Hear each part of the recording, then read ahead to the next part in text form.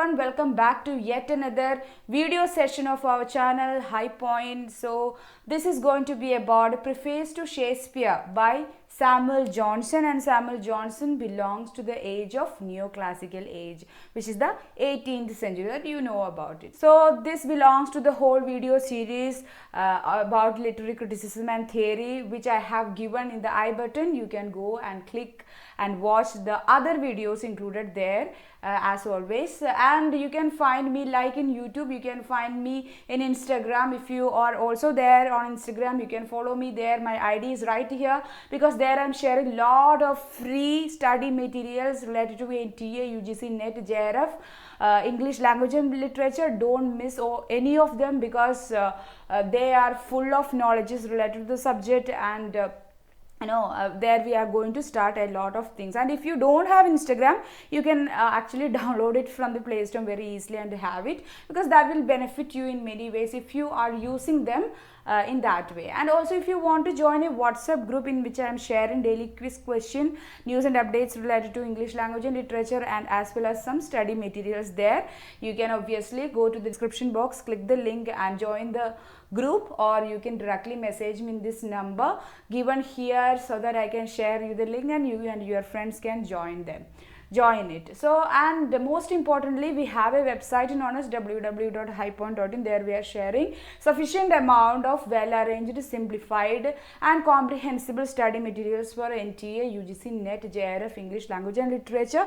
Go and visit it and have the free trial and see what we have provided there. 900 plus audio lectures you can find there under 10 subjects, and also 300 plus downloadable PDF materials along with the previous and practice set of question papers. Have the free demo materials from all the sessions, and if you are interested, you can join our courses early before the next NTA UGC NET notification, because a 15% off is going on there. So don't miss the chance and join us. So once you join either of the courses, you can actually have 2 bonuses now. Therefore that we are not charging anything else. So 2 bonuses are, first one is weekly test in every Saturdays, and the second one is personalized study guidelines. Okay guys, so if you're interested, let me know. You can join from the website, and if you want to know more, you can WhatsApp me in this number or call me in this number. So moving on, let's first of all have an introduction about this particular critical treatise or critical work by Samuel Johnson. So it is written by Samuel Johnson in 1765. So he has written Lives of Poets. If you know, Samuel Johnson has written a work known as Lives of Poets, in which he discusses mainly about the previous ages poets or literary person. So before starting the biography of that particular poet or any poet, he gives an introduction about that poet, his literary greatness and his literary productions. And in the same way, when Samuel Johnson, before talking about Shakespeare and his life and career, he wrote an introduction, which actually it became so lengthy that he produced and he published that introduction itself as a separate essay or work. So that is known as Preface to Shakespeare. Okay, so it was written in 1765, and according to Samuel Johnson, a great work of art is that which subsets through a long time and retains a classic despite variations of taste and changes of manners. So as the ages goes on, or as time passes, people's wits, taste and manners will change, culture will change, everything will change. But despite being that a work of art, if it sustains and if it manages to go through all these ages, then that work is a classical work. So he makes that statement, that opinion about his views about classical works in the beginning of the essay, in the beginning of the preface itself. Shakespeare's works are such works which have been passed down from generation to generation. So it's like, after telling this universal thing, he cites that Shakespeare's works are like that, because even though so many criticisms were there against Shakespeare works and people's taste and manners, cultures changed, but throughout the ages, Shakespeare's work manages to, please people and, excite people by reading and by seeing the performance. So that means Shakespeare works are eligible to classify as a classical work. And Johnson described Shakespeare as the poet of nature. So who calls Shakespeare as a poet of nature? It is Samuel Johnson in his work Preface to Shakespeare, and one who holds up to his readers a faithful mirror of manners and life. So not only he is a poet of nature. Poet of nature doesn't mean that he is talking about natural things that is there in our nature, but he is mainly talk about the human nature. So he is a great observer of human nature, and he gives a very faithful, truthful mirror of manners and human beings' life through his literary works, especially through drama. Arthur Serbo calls Johnson's preface as his greatest single critical pronouncement and a landmark in Shakespearean criticism. So Arthur Serbo, he is a critic, and he calls Samuel Johnson's this preface to Shakespeare as his greatest single critical pronouncement and a landmark in Shakespearean criticism. Please remember that opinion of Arthur Serbo.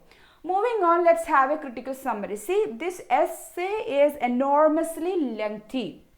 Actually, more than 100 or nearly 200 opinions that he tells generally about literature of Shakespearean contemporary or his own contemporary literature, as well as he mainly talks about Shakespeare too. I'm not going to give that entire opinion said by Samuel Johnson, but as far as Net and Jaref is concerned, whatever you have to remember about this essay, I have given that, because in YouTube we always have a restriction of time. Okay, I don't want this video to exceed more than 30 minutes or more than 25 minutes, so that will only create boredom, I guess.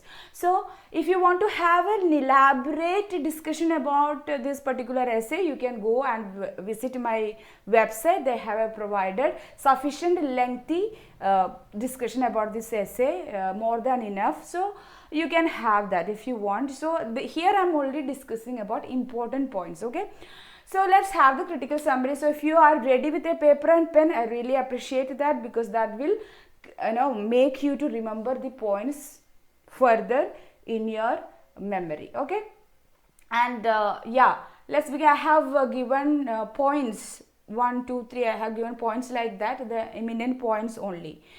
First one, when he begins the essay, he tells about the general thing that people usually do by giving reference to antiquity. See, the old people, old literature, or ancient literature, ancient literary figures and writers, they are given more reverence and more respect because of this antiquity. Maybe during their lifetime they have done nothing, maybe their theories and their criticism are nothing today, it is not relevant even today's context, but still we are giving reference to them.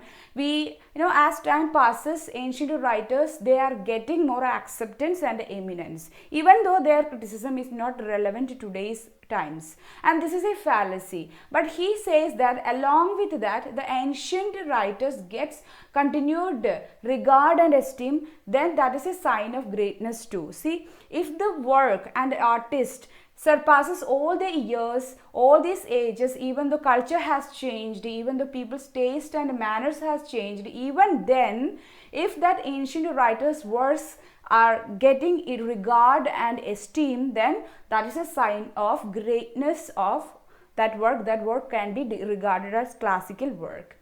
So that's the first thing that he makes. So now he started to talk about Shakespeare. That after saying this, he says that Shakespeare throughout the ages, even though many criticisms were there made against Shakespearean works, but still Shakespeare maintained his position throughout these ages. That makes him a great writer, and also his works are classical works too. And throughout these ages, he gained and kept the favor of his countrymen. The third point that he makes here is that Shakespeare is above all modern writers. So he now regards Shakespeare as above all writers, or at least modern writers. The poet of nature. So here he calls Shakespeare as poet of nature, the poet that holds up to his readers a faithful mirror of manners of life. In the writings of other poets, a character is too often an individual, while in Shakespeare it is commonly a species. So what does he try to say in this session? That, Shakespeare is a man who actually observed nature very well. Nature in the sense human nature, and he is well versed with human nature, its hardcore desires, dark side. So that all those things we can see in many characters. Through his portrayal of characters, we can understand his these observations related to human nature, because that's how he could provide a truthful mirror of human nature throughout his life, throughout his plays, to his readers. And he says that many other contemporary writers of Shakespeare, or even the writers that came after him, they present a character and their individual character. But Shakespeare characters are universal kind of characters. That is meant by it is commonly a species. That means Shakespeare's characters, they are individual characters, at the same time they are universal kind of characters. Let's see the next point. From this wide extension of design that so much instruction is derived, this fills the Shakespearean play with the practical axioms and domestic wisdom. See, since his characters are so depthful and so universal in their conduct, it actually, from that extension, we can derive lot of axioms and domestic wisdom. That means, the major aim of literature is to instruct through pleasure, right? Through providing pleasure. So that instruction is happening. We can derive at various kinds of didactic things from reading his work, that because of this universality of character and story that we can find in Shakespearean plays. And like most of the playwrights, Shakespeare didn't consider love as universal theme, but he discussed various other themes and human desires in his work. So this is another relevant point that Samuel Johnson observes about Shakespearean plays. That see, for most of the playwrights of contemporary of Shakespeare or after him, love as a theme, worked as a universal theme for stage. So everywhere you will find love as a major theme, because it's actually pleasing to the people, and people wanted to see, and wanted to have pleasure from that theme. So there is no wrong in portraying love, but he says that we have other desires in life, dark desires, or not that pleasant or grim desires that we have. Human beings are having that kind of desire, like desire for power, procrastination, easy credibility, sexual jealousy. So all these things are there in human mind and like human beings characteristics. So he actually observes not only love as a common theme in his plays, but he came up with and discussed various themes related to human nature and human desires in his work. That's how his characters are so deep in portraying, and as well as so so much instruction or so much teachings that they are providing when we see them. Okay, and Shakespeare has no heroes.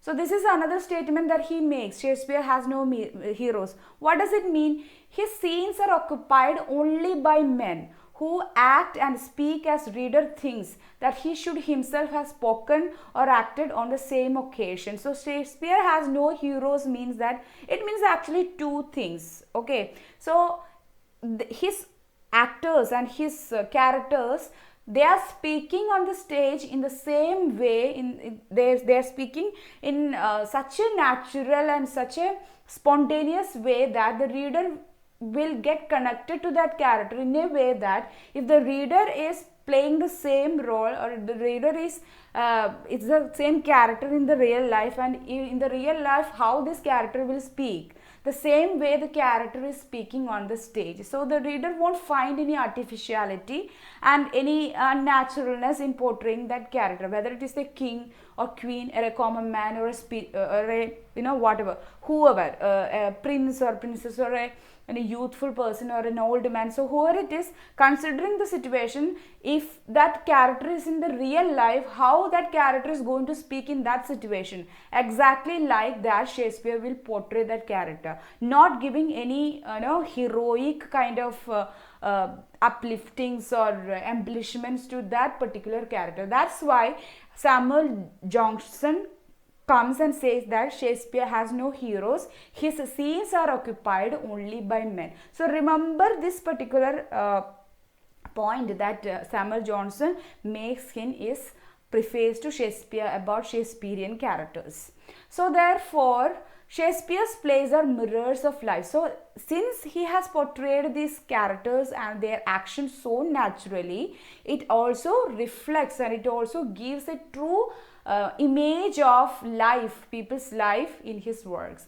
And Johnson says in praise of Shakespeare's plays. So he makes all these points in praising Shakespearean plays and actions and characters in it. And critics like Dennis and Raymer find some faults with the treatment of Roman characters in Shakespearean plays. So he considers this criticism and he gives ample responses to these critics, especially Dennis and Raymer. So please remember, Dennis and Raymer, they were critical about Shakespearean portrayal of characters. Okay, so Dennis he opined that, and he got offended that Menenius, a senator of Rome, played the role of buffoon. So in one of the Roman plays by Shakespeare, Menenius as a character is there. So Menenius, historically, he is a great senator of Rome, but he is portrayed as a role of buffoon in his play by Shakespeare. And Voltaire thinks that decency violated when the Danish usurper is represented as a drunkard. Okay, so a person of aristocracy, a person of royalty, Danish usurper is presented as a drunkard. So Voltaire, as a critic, he thought that it is not decent to portray such a person, such a royal person, as merely as a drunkard. But Johnson says that, see, even though they belong to royalty, even though they are belonging to aristocracy, it's not that they are not human beings. So, and city Rome contains like any other city in this world, contains almost every kind of people, drunkards, pimps, every kind of nasty people will be there, good people will be also there, or common people will be also there. It's not that Rome city is filled with only legitimate or powerful or all kind of good people there only, but all sort of men will be there. So kings, they also like wine as much as common people. So there is no need that Voltaire get offended because Danish usurper is represented as a drunkard, because a Danish usurper can be a drunkard at the same time he belongs to royalty. Okay, next point Johnson makes here is that Johnson tries to defend Shakespeare's mixing of tragic and comic elements. So here comes how he justify Shakespeare's mingling of tragic and comic elements in most of his plays, and this is one of the main reasons that Shakespearean works got always criticized by the contemporary critics as well as the critics followed after his age. Shakespeare's plays are not strictly tragedies or comedies, according to Johnson, and they mingle good with evil, joy and sorrow, etc. So it's like Shakespearean comedies or tragedies that you are labeling now. See, take any example, take any plays by Shakespeare. They are not strictly tragedies or comedies. Maybe some element or tragic element are there more in a tragedy, and comic elements are there comic elements are there in a comedy, that we are labeling now. If you are strictly observing Shakespearean plays, they are not tragedies and comedies in strict sense, and they mingle not only good with evil, but they mingle joy with sorrow, or mirth with gloominess. So every kind of things, every opposite that we consider as opposite emotions, he has mingled with in his plays. The end of poetry is to instruct in a pleasing way. So the tragic comedy may convey all the instructions of tragedy or comedy.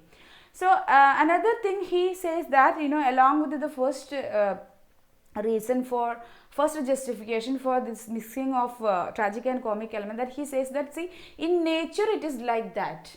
In nature you can find, in human nature itself, that we can find that, you cannot find a person fully evil or fully bad or full good person, fully a virtuous person. There will be some elements those are good, some elements those are evil. Okay, so in that way human nature is constructed, and it is quite okay that if like that. So if tragedy is a reflection or mirror of human nature, it should give an imitation of human nature truthfully, then mixing of good and evil is okay, because since it exists that way in human nature. And the another thing that he says about this is that the end of play is to instruct in a pleasing manner. So tragic comedy can actually convey all the instructions and didactic things of tragedy or comedy very well. So in a play like Shakespeare created, there are tragic elements as well as comic elements. So if instruction through pleasing is the end or purpose of poetry, then tragedy or tragic comedy by Shakespeare or any other play by Shakespeare can better convey both the instructions that we have to convey through tragedy and comedy at the same time, simultaneously.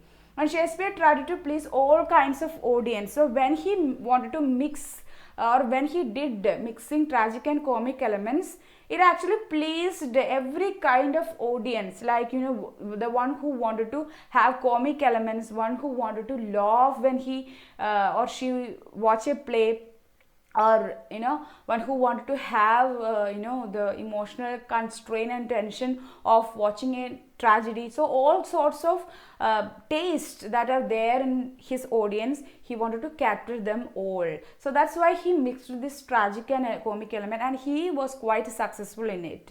And it was only by the critics who divided his plays into various categories. So while Shakespeare was producing this work, there were no such divisions. There was divisions, but it's like, if the play ends with a good note or happy note, then it is comedy. If it is ending with tragic note, then that is a tragedy. Nothing more was observed actually. So about the content and actions going on, the comic element, tragic element, comic mood and tragic mood, all these things were not considered. Only after him, only after Shakespeare, the critics who emerged, they divided his plays into various categories like tragedy, comedy, romantic comedies, tragic comedies, Roman plays, problem plays, and many more categories.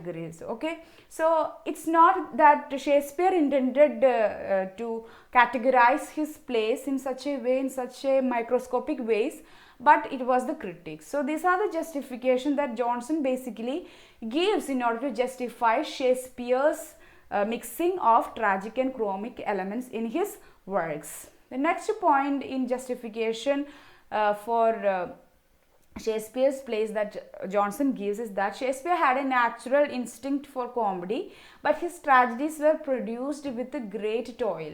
His tragic scenes are always in want of something, while his comedy surpasses the expectations. See, we are regarding his tragedies are great.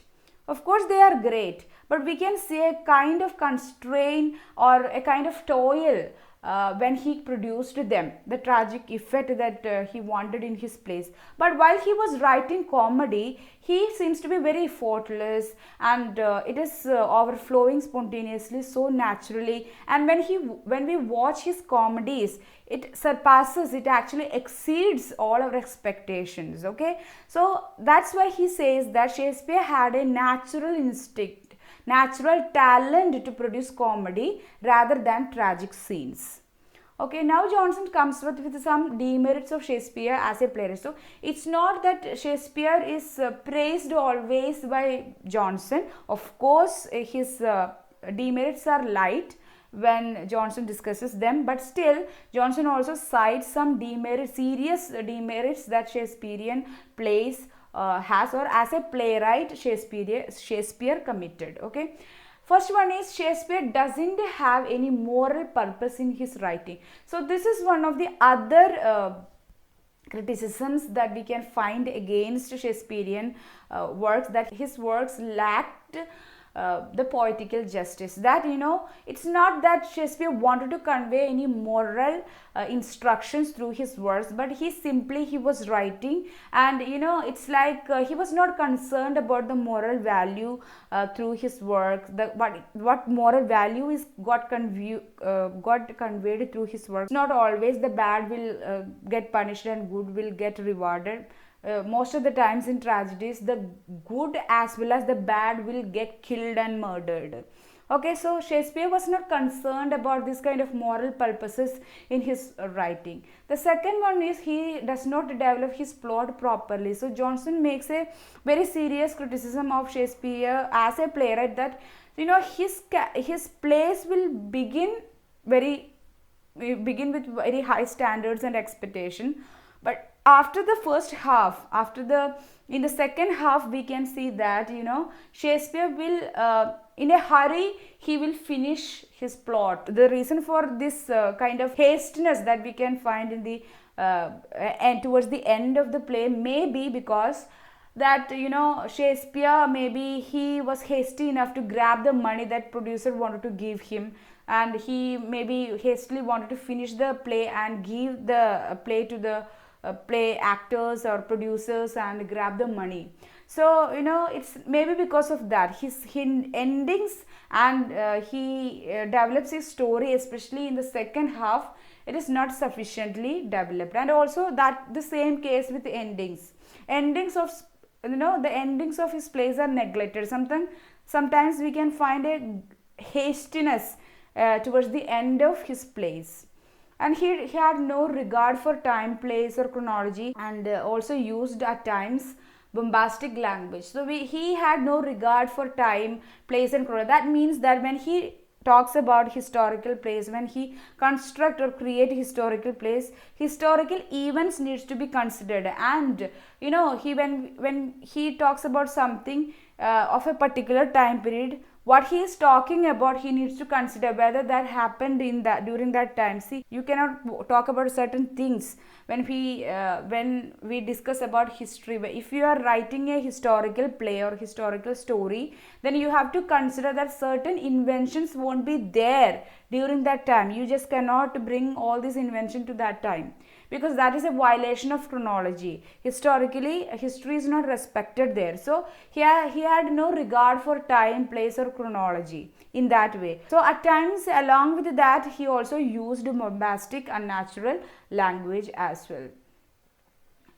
And he also says that his tragedies are also stiff and tedious at times, because Shakespeare had no natural instinct to write tragedies. He need to create them effortfully. So, you know, that's why his tragedies are stiff and tedious.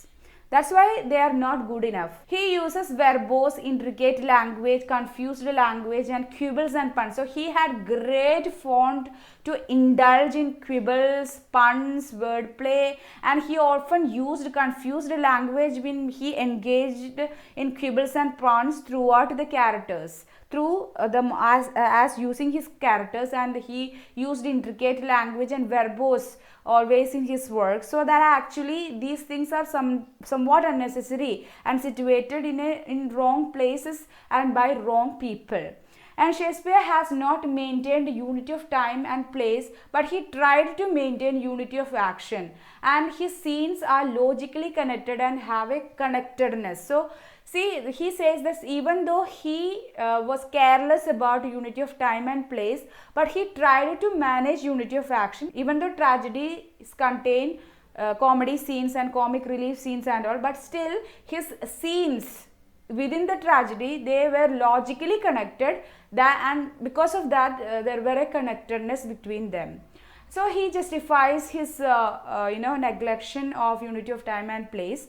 And Johnson justifies his violation of unity of time and place, that every single moment on the stage is an imaginary situation. See, he says that keeping of unity of time and place, it actually has no logic behind them, because the play is anyway happening on a stage, and as long as a play is happening on the stage, it is an imaginary situation for audience, while the spectators are always in their senses. So the spectators are not sleeping, or they are not out of their senses when they are watching the play. They know very well that they are sitting in front of a stage and they are watching a play, and all the people that are on the stage, they are actors only, they are not the real characters, and they are acting something, and the situation or the locale is not actually the place or the location of the scene, but it is just a stage. So there is no point that Shakespeare's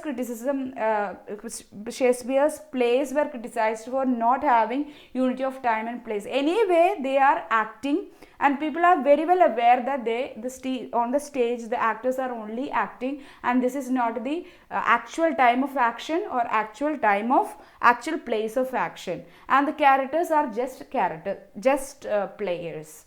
Okay, so there is no need that this tragic unity of time and place need to be strictly followed, and Shakespeare cannot get blamed for that enormously. Now Johnson tells about the general prevailed notion about Shakespeare's lack of learning. And Shakespeare was criticized for his very little learning and studies that he had, and Johnson means Ben Jonson, Shakespeare's contemporary, has affirmed that he has more Latin and no Greek. So Ben Jonson, Shakespeare's contemporary, another playwright who was well versed in Greek and Latin, he stated once that Shakespeare had very little Latin and no Greek. He had no knowledge of Latin and Greek, and in his plays too we can see this lack of knowledge, but he's aware of history and antiquity, as he has taken the stories of his plays from different sources. So Ben Jonson, even though he affirmed that Shakespeare had very little Latin and no Greek, but Ben Jonson, even though he says that Samuel Johnson, he says, he justifies Shakespeare that even though he had very little learning about Latin and Greek, he is well aware of history, and he could take stories from historical documents from different sources, and antiquity is there in his work. And also Samuel Johnson says that Shakespeare, even though he had no knowledge of Latin and Greek, he was a keen observer of human beings' life and nature, and that is more than sufficient for him to become a great playwright, because he is a man of human mind, and he has knowledge about this human beings' life and nature and their situations and desires and dark sides. So Shakespeare used all that knowledge in his works. That's why even though he has very little Latin and no Greek in his plays, he is such a great classical writer. However, Johnson also states that Shakespeare's faults were owed more to the careless manners of their publication. So many mistakes were there, historical, chronological, place-wise, or location-wise, or chronological, incident-wise.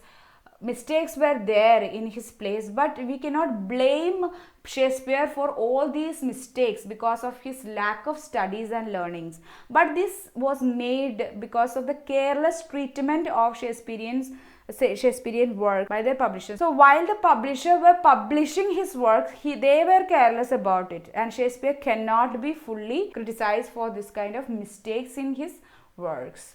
And finally, Johnson advises the readers to consider the whole work and have a total impression about the work. So he says that, see, whenever you analyze not only Shakespeare or any other work, you have to consider the work as a whole. By picking up some sentence or a situation, you should not blame the author or blame the work in whole, because that is not justiceful to do, because work actually conveys in whole, and work while watching these plays on the stage, people will never felt such kind of the contradictions going on, because when you read them only you are finding it. So you have to consider the whole situation and the work as a thing that contains a lot of things. So you have to consider it as a whole rather considering the elements only. Okay, so the total impression of the work matters rather than the individual purple impressions. of certain situations or certain characters or certain phrases or language used. And towards the end, he records Dryden from an essay of Dramatist. So just before this, we had that particular essay. So if you have not watched this, I have provided the link there in the description box and in the I button too. So go and watch it.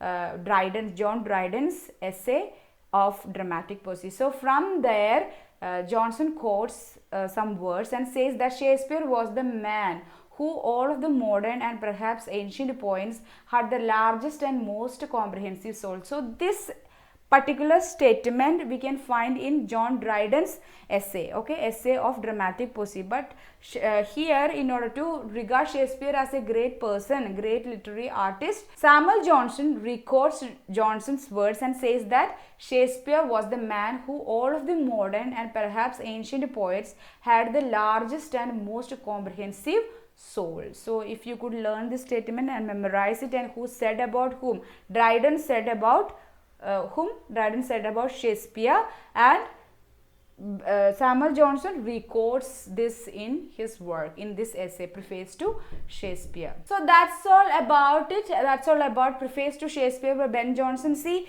he has said enormous amount of facts and things related to Shakespeare, not only about Shakespeare's plays and his merits and demerits, but generally about the theatre of the Shakespearean time and his own time. So, generally about literature, he talks many more things that we cannot fully explain here. Okay, so that's all about it. You can find me in this platform. Visit my website and have the 15% off there, and my Instagram ID is right here. You can follow me on Instagram, where I'm sharing lot of savable free study material of NTA, UGC, NET, JRF English. And if you are interested to join the WhatsApp group that I have mentioned earlier, you can go to the description box, click the link and join it, or else you can WhatsApp me or call me in this number. I'll be glad to provide you the link, and you and your friends can join. And also, if you want to know more about the course and the bonuses that we are providing, don't forget to message me in here. Thank you for watching this video and subscribing to my channel. And if you are not yet subscribed to the channel, subscribe to me and press the bell icon while subscribing, because so that I don't want you to miss any of the videos that we are making here and uploading here. So that's all about it. Meet you in the next video session. Until then, keep loving literature and stay tuned to my channel. And yeah, with lot of aspirations, always strive for your goals in your life, guys. Thank you.